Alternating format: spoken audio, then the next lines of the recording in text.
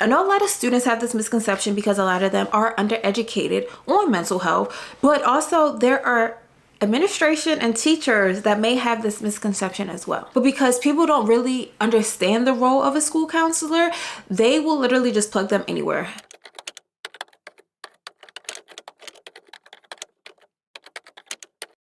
Hi guys, and welcome to my channel. My name is Aniya Danyea, and if this is your first time here, welcome. If you're a returning subscriber, welcome back, guys.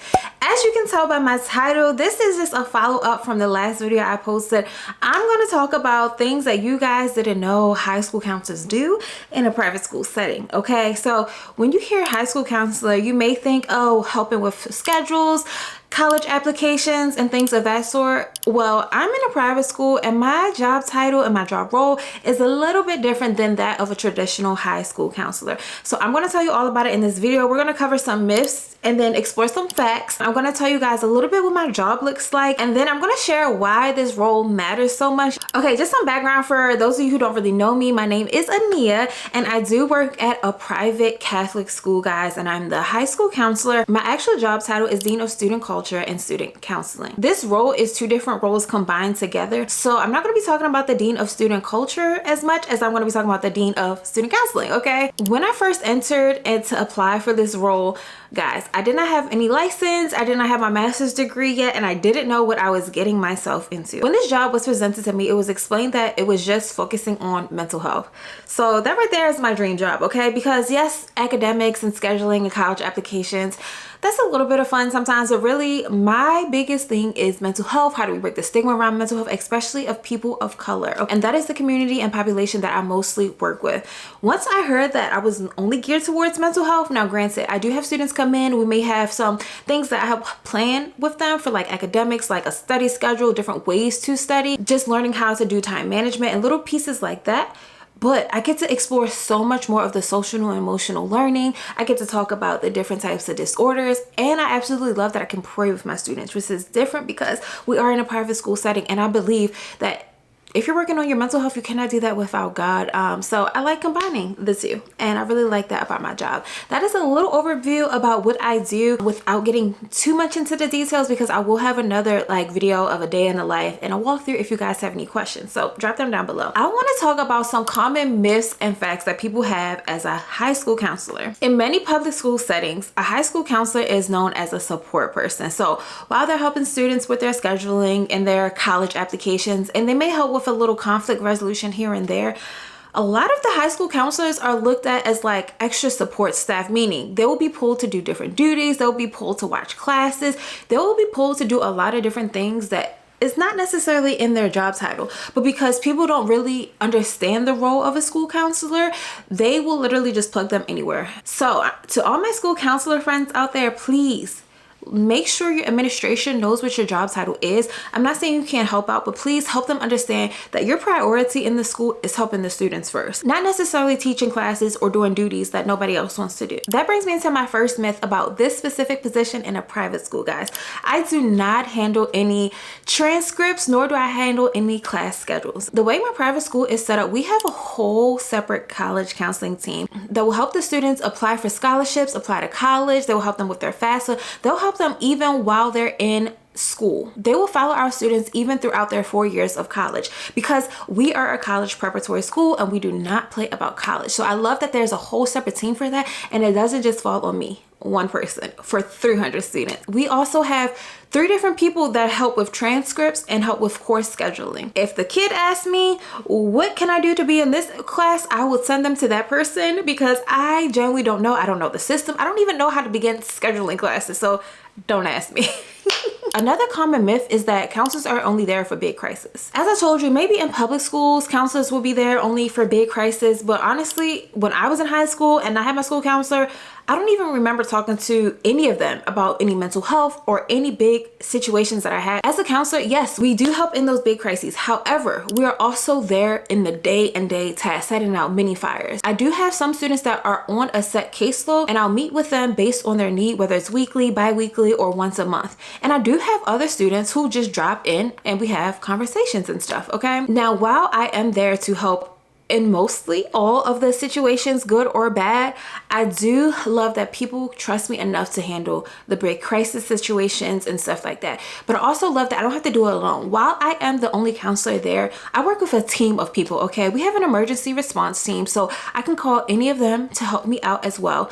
I have 2 other deans that I work alongside of, and if there's any problem or any situation going on with the student, they are there to help and support not only me, but mostly the students. Okay? I feel like many people can sometimes get so caught up on the big crises that we don't recognize how important it is to do those day in and day out check-ins with our students, especially for our freshmen who may have some transitional issues, you know, or even our seniors who may be grieving the life that they're about to leave behind.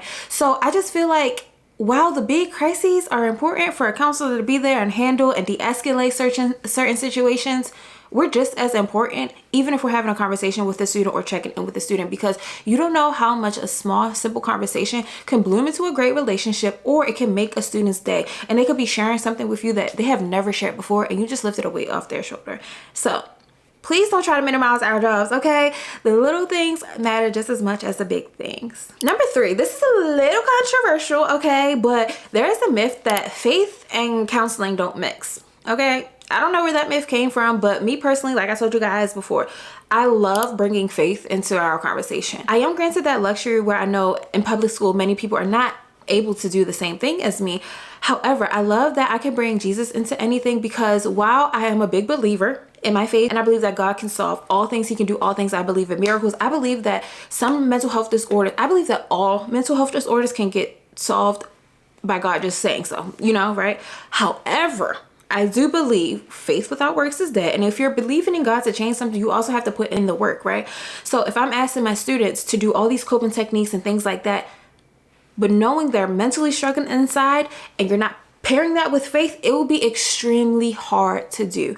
When you rely on God and when you put your faith in God, there is nothing that you cannot do, right? And I try to stress this to my students. And I think the biggest thing for me is when I was their age and I was in high school, faith was not on my list, right? I just knew God through my parents. But I want to instill in my students that you can have a relationship with God without your parents. That's the only way you can have a relationship, actually, is if you go to God yourself. And I want to show them, like, sometimes kids like, oh, praying is not cool, da, da, da. But they look at me as someone they can relate to. So if I'm showing them that I'm praying, and the first thing, instead of fearing or like giving into those anxious thoughts, the first thing that I do is I see God. If I show them that and I model that for them, I pray that they will learn to follow after that. There are some times where I sit in sessions and I will literally pray for my students. Sometimes we don't even need to talk about what they're going through. Sometimes they just want prayer. Sometimes they just want to sit in silence and welcome in Jesus. So I do believe that counseling and faith do mix. And I wish it was like, if you're in a public school setting and your student asks you to pray, that it's okay for you to pray with them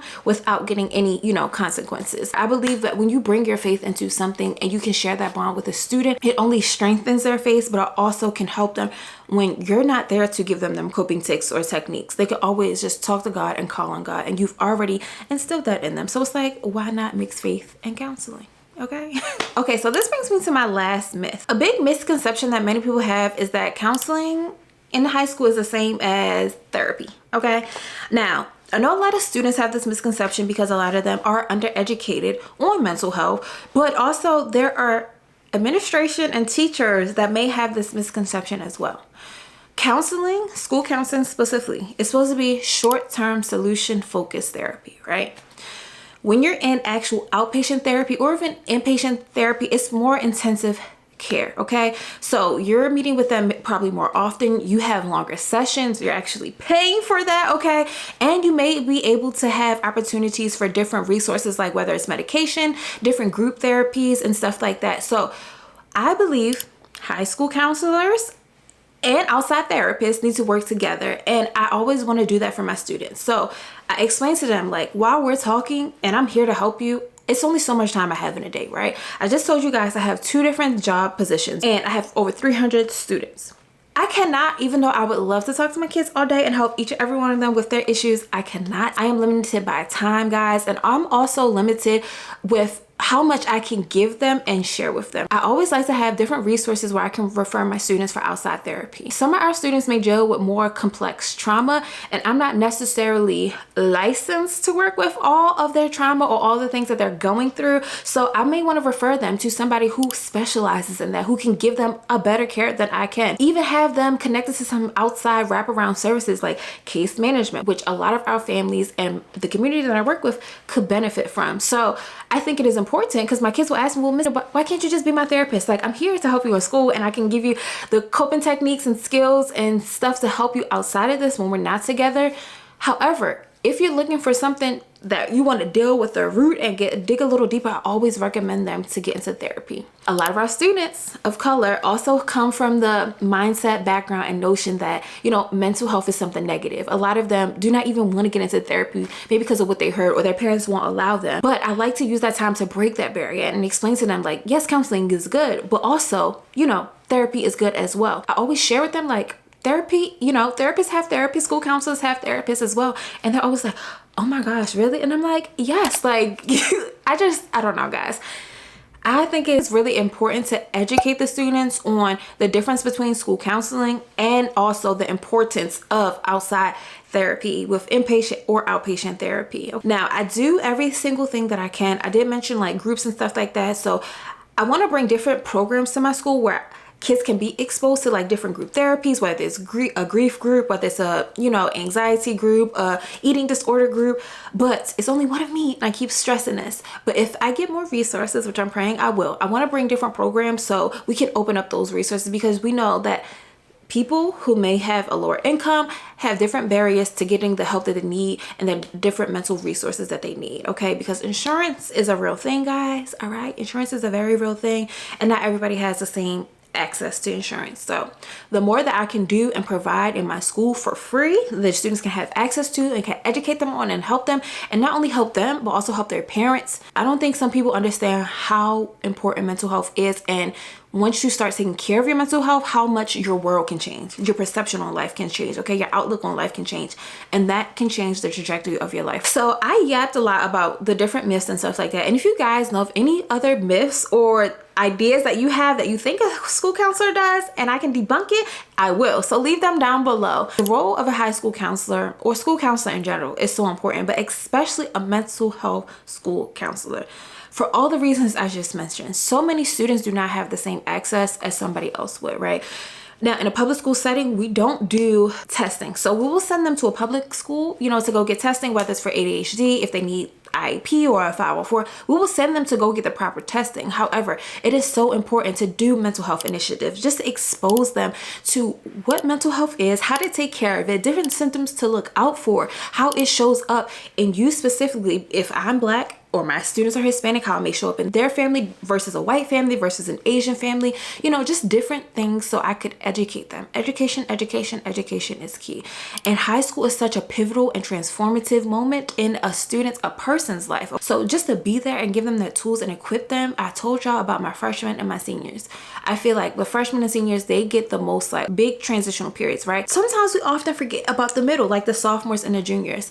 I don't know why, ever since I worked in a high school, the sophomore class, no matter which school I was at, has always been my babies. The sophomore class from the first year that I came in has always been my babies. And I feel like a lot of time in sophomore and junior year, many people forget about them. Like they think like, okay, you know, you just got a few more years, you got to buckle down. But I feel like those are the years where you really need to talk to the students and see what's going on. They do feel often left out, right? Because everybody's focusing on the freshmen and the seniors. And another big thing during this time is the students' relationships with their parents. A lot of students during this time do not have the open relationship with their parents where they can come and talk to them about their problems. They can ask them about certain things. A lot of the information that they know and learn, they learn it from peers or from TikTok. So for me, as an adult, to lead them and guide them in a way that I feel like aligns with their parents' beliefs, I think it is very valuable for them to have, but they also feel like they can relate to me. I also show that I am human. I tell them I make mistakes. I allow them to make mistakes, and I don't, of course, we don't judge as counselors, but I emphasize the fact that I cannot judge you because I probably did something worse.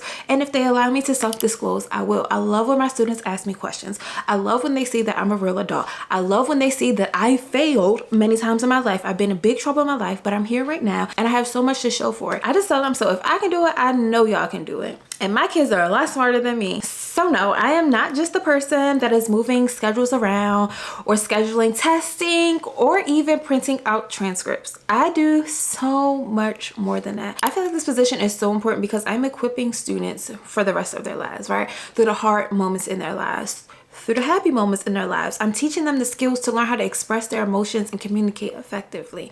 These are skills that I was never taught at this age, but I feel like if I was, it probably would have changed who I am today. So I want to do my very best to instill these things into them early on so they can make the best decisions for themselves, their relationships, and their mental health in the future. If I've given you a different look or perspective on school counseling, please let me know down below. If you guys have any questions still about what I do as a high school counselor, let me know. I do want to make more videos surrounding counseling and mental health and just different diagnoses. Your girl is 28 and I just got diagnosed with ADHD, so I will have a video coming out soon and how I was able to do my job as a high school counselor with severe ADHD, unmedicated, okay, untreated, but yes, okay. And I feel like when you do have ADHD or anxiety or depression and you are a mental health worker, I feel like it makes your job a little bit more easy, okay, because you can really relate to students or other people, whoever you're working with. You can really relate to your audience and empathize with them because you've been through it, you've experienced it yourself, even if it looks a little bit different, okay? I love you guys, and if you watch this video thus far, thank you so much. Please make sure you like, comment, share, and subscribe,